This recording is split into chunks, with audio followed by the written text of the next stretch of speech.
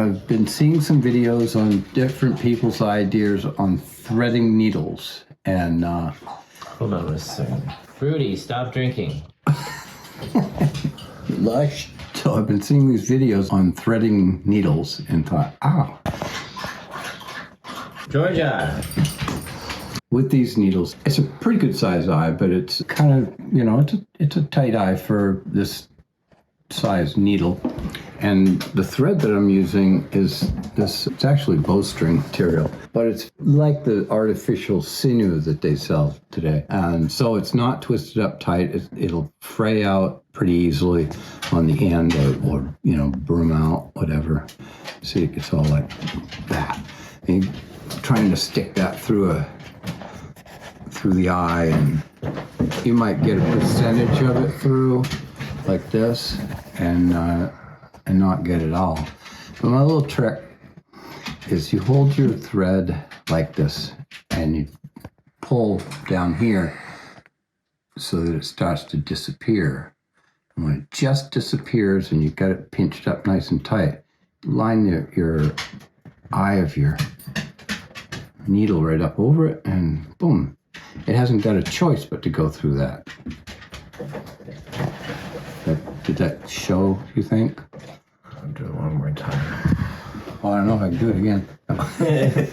Works every time. So yeah, you pull it down till it just disappears. Now your fingers have that pinch so tight, right, that it holds it nice and flat, and then you line your eye up over it, and boom, goes right in.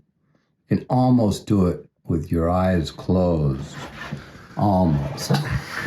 That's my little trick that I wanted to share with everybody. Maybe it'll make somebody's life a little easier.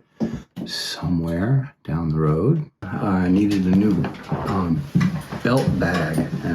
Actually, it turned out to be more of a box, and it's tooling leather, so you could form it. So it's nice and hard. What I did was I actually mitered the joints all the way around both sides. I used contact cement to glue them in place before I started stitching. Then of course I used an awl to make the holes and all that. I used 2 of these little needles. Interesting, they're ballpoint. Anybody knows what the original use for these are? Pretty sure they came from Maine, and the shoe industry and stuff makes me think that it had something to do with that, but I have no idea. If anybody knows, oh yeah, those were made special for, please tell us in the comments. Had to turn this. I'm lucky to have a stick of brass that's this diameter. It's about 3/8 or maybe a little bigger than that, not quite half inch.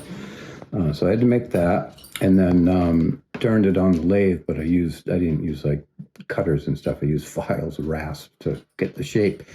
But I turned a little shank on the one end there that goes up through. And the trick to it is to have that big washer on the inside that keeps the button from flip-flopping back and forth, keeps it rigid, and that way it holds the strap good. I made this little deal here. It's just got a loop of brass, which won't show because of all the leather that I've got tied onto it, but that loop goes through the leather, and then goes through the lid here, and then the strap goes through that. So that worked out good. And this piece I've had for a long time, and it's kind of scraped up and scratched up because of it, but I riveted it into place on this one because the leather is stiff enough. It's like riveting through a board. I used little brads, little brass brass brads, and I'd slip them through like a pin and stick out like here, and I'd clip them off, file them down a little flat, and then tap, and mushroom them out, and those are going to hold for it. That's my bag, but I just wanted to share this needle threading trick because it's a good one. It works. Not people who do beading will appreciate this.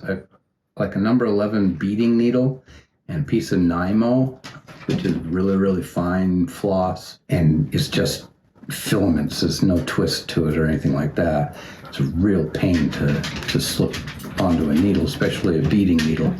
But this trick works for that too. Anyway, shaving haircut.